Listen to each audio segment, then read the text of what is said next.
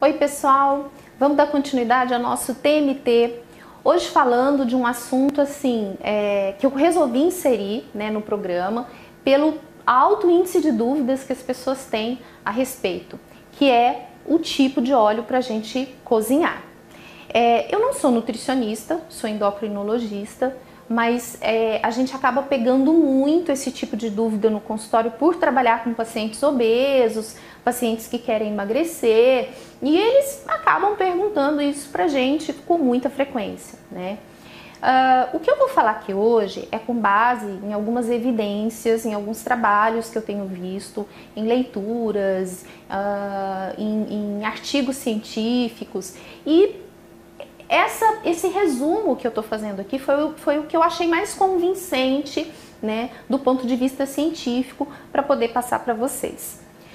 Em primeiro lugar, o que a gente mais tem que levar em consideração, né, quando a gente vai escolher o óleo para a gente cozinhar, é a estabilidade dessa gordura, tá? Então, assim, a gente tem uma classificação básica para as gorduras de acordo com o número de ligações duplas que ela tem na sua composição, tá? Então, a gordura ela pode ser saturada, quando ela não tem nenhuma ligação dupla. Ela pode ser monoinsaturada, quando ela tem uma ligação dupla, né, insaturada.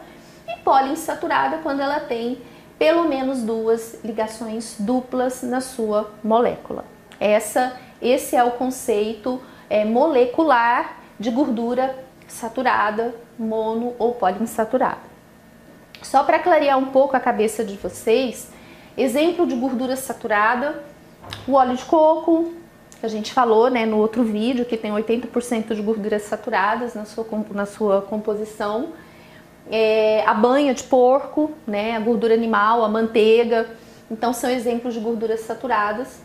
As gorduras poliinsaturadas são aquelas gorduras dos óleos vegetais, então quando você usa, por exemplo, óleo de soja, óleo de girassol, óleo de amendoim, você está usando uma gordura poliinsaturada. E a gordura monoinsaturada é aquela gordura que tem só uma ligação, né, dupla, e ela é representada principalmente pelo óleo do abacate, pelo óleo de macadâmia, né, que são óleos intermediários aí entre essas duas gorduras, entre essas duas composições. O que difere, né? Qual que é a diferença na estabilidade desse tipo de gordura? Então, por exemplo, quando você aquece uma gordura poliinsaturada, né, que tem várias ligações duplas, essas ligações elas são muito frágeis, elas são muito suscetíveis ao calor e ao oxigênio. Então, elas se destroem muito facilmente com altas temperaturas e com oxigênio, elas se oxidam com muita facilidade. Quando essas ligações se oxidam, né, sofrem um processo de oxidação, são levadas a altas temperaturas, elas liberam algumas substâncias que a gente classifica como substâncias tóxicas. Entre elas, a gente tem uma chamada acrileína, que está altamente relacionada a alguns tipos de cânceres, né, a aumento da produção de radicais livres. Então, assim, você pega lá o óleo de soja, o óleo de girassol, óleo de canola, você aquece, e aí essas ligações, elas são extremamente instáveis, né, com calor e com oxigênio. Você libera uma substância chamada acrileína e outras substâncias tóxicas, e eu não vejo vantagem nenhuma nisso. Ponto. A gordura saturada, como ela não tem essa ligação, né, ela sofre muito pouco o efeito do calor e da oxidação.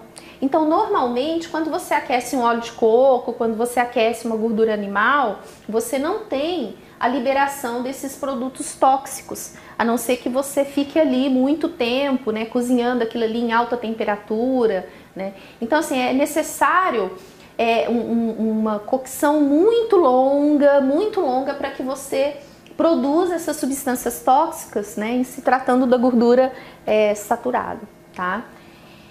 Então a gente falou de estabilidade. Então, no quesito estabilidade, a gordura saturada ela sai ganhando, né, na frente das gorduras mono e poliinsaturadas pelo fato delas produzirem menos substâncias tóxicas com altas temperaturas e com oxigênio, tá? O segundo ponto que a gente tem que analisar é qualidade.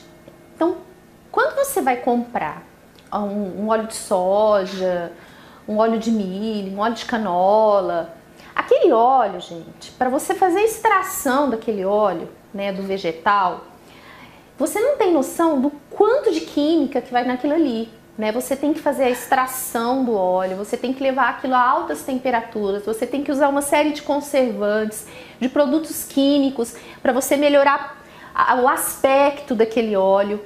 E para piorar, vocês já viram como que esses óleos são armazenados? Eles são armazenados ou em recipiente de plástico, né, ou lata, e fica ali exposto no supermercado a oxigênio e muitas vezes a altas temperaturas. Então, isso não vai acontecer, por exemplo, com uma gordura saturada, né? Por exemplo, quando você compra uma banha ou um óleo de coco, eles não passam por todos esses processos químicos, né? Principalmente o óleo de coco extra virgem, né, que tem uma acidez menor que 0,5, ele normalmente tem uma extração bem mais saudável, né? É feito de uma maneira bem diferente, né? Então, assim, no que diz respeito à pureza também, né, se a gente for colocar numa balança, a gordura saturada ela sai ganhando também, tá? Então, assim, a minha vida inteira, né, na minha casa, quando eu era criança, né, minha mãe cozinhou a vida inteira com óleo de soja, né, que a gente aprendeu que os óleos vegetais, eles sempre, né, eles eram mais saudáveis, eles são muito mais saudáveis que a banha que os nossos avós usavam, né, tal. Mas hoje, assim, a gente olhando, né, e a gente fazendo uma análise bem rigorosa, né, lendo vários artigos, a gente vê que não é bem assim, tá? Que a gordura saturada, ela tem, né, as suas vantagens com relação ao óleo, tá? Na minha opinião, eu prefiro usar o óleo de coco, né, para cozinhar, do que um óleo vegetal, que eu sei que tá cheio de toxina, que foi extraído aí de uma maneira extremamente, né, artificial, cheia de produtos químicos, que tem essa liberação aí, que é sujeita à produção de acrileína, né, com alta toxicidade. Eu prefiro. O que você poderia fazer, dando uma dica para quem não está seguro em usar o óleo de coco ou banha, é tentar usar a gordura poliinsaturada, se você já está acostumado, em pequena quantidade, numa temperatura não tão alta. Ou você optar pela gordura monoinsaturada, porque a gordura monoinsaturada, por ela ter menos ligações, né, instáveis, menos ligações duplas, ela libera menos substâncias tóxicas quando você leva ela a altas temperaturas, que é o caso, por exemplo, do azeite de oliva. Então, quando você vai cozinhar com azeite de oliva, ela vai sim sofrer uma quebra dessa ligação, né? Ela pode, em altas temperaturas, liberar substâncias tóxicas, mas em menor quantidade do que uma gordura poliinsaturada. Então, em primeiro lugar, eu ficaria aí com óleo de coco. Em segundo lugar, eu ficaria com a manteiga, né, com a banha. E em terceiro lugar, eu ficaria com o azeite. Lá no fim é que eu usaria um óleo vegetal. Isso, assim, eu tô falando para vocês com base no que eu vi, e no que eu li, no que eu pesquisei e colocando numa balança o risco-benefício de cada um, tá? Ah, Paula, mas gordura saturada aumenta colesterol. Tá, eu falei isso lá quando a gente falou de óleo de coco, né? Existem alguns trabalhos mostrando que a gordura saturada ela pode aumentar o LDL, o colesterol ruim, né? Como existem trabalhos mostrando que não, né? E existem evidências fortíssimas falando que gordura saturada, que aumento de colesterol, de LDL, nem sempre, ou na maioria das vezes, não está relacionado a aumento de risco cardiovascular. Então, assim, eu fico pensando, né, por que a gente vai se sujeitar, né, ao aumento de substâncias tóxicas, né, usando óleos vegetais, né, sabendo que não existe uma evidência forte mostrando que o aumento de colesterol, né, que pode acontecer ou não, né, com uma gordura saturada vá ocorrer, né, por que a gente vai se sujeitar a algo que já que tem uma comprovação científica forte, né, se a gente pode minimizar esse dano? Eu penso assim, tá? Não sou defensora do óleo de coco como o remédio da hora, não acho que o óleo de coco seja um remédio. Eu acho que você tem que usar, sempre que você for cozinhar o alimento ou fazer uma fritura, você tem que usar o mínimo de óleo possível.